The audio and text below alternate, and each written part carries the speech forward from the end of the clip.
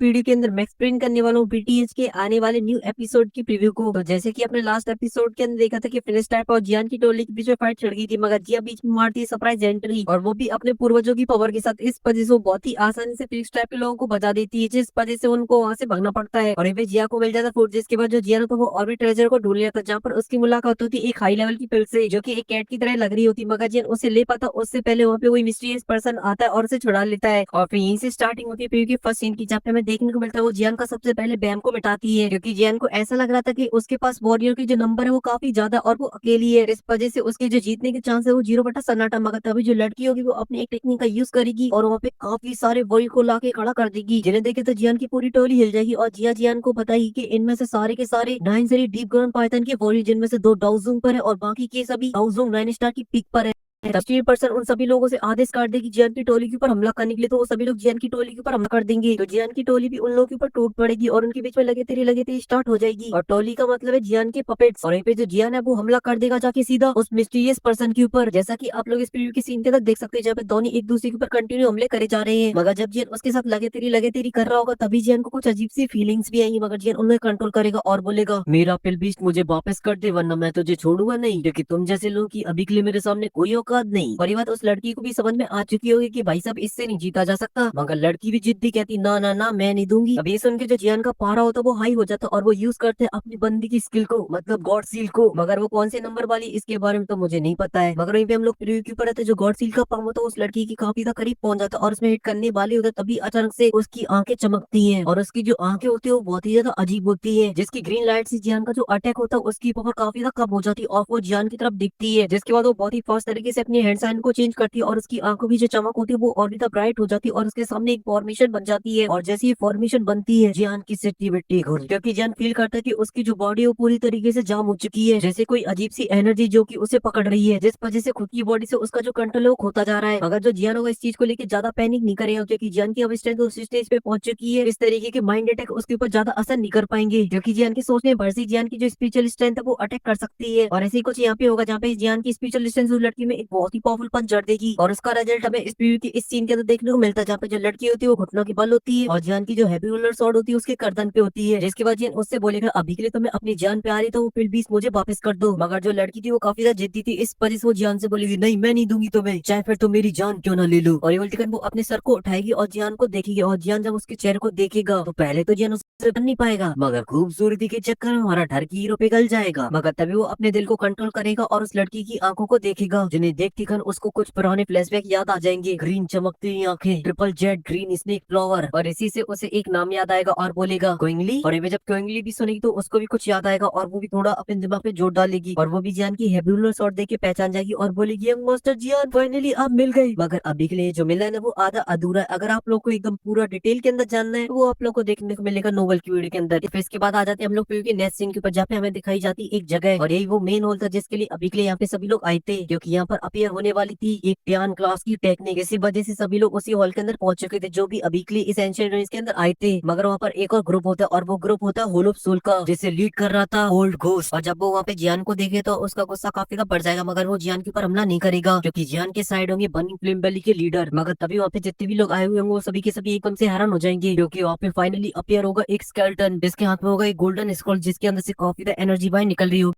जैसे सभी लोग समझेंगे एक टेन क्लास की टेक्निक। मगर वो है कि नहीं वो तो आप लोगों को एक बड़ी फाइट के बाद ही पता चलने वाला है। मगर फिलहाल के लिए इस प्रीव्यू के अंदर से प्रति अगर आप लोगों को एकदम स्टोरी एकदम डिटेल के अंदर जाननी है तो वो आप लोगों को देखने को मिलेगी मेरी नोवेल की वीडियो के अंदर। और फिलहाल के लिए इस वीडियो से प्रति मैं मिलता हूँ आपसे नेक्स्ट वीडियो में, तब तक के लिए वीडियो को लाइक कर देना, साथ ही चैनल को भी सब्सक्राइब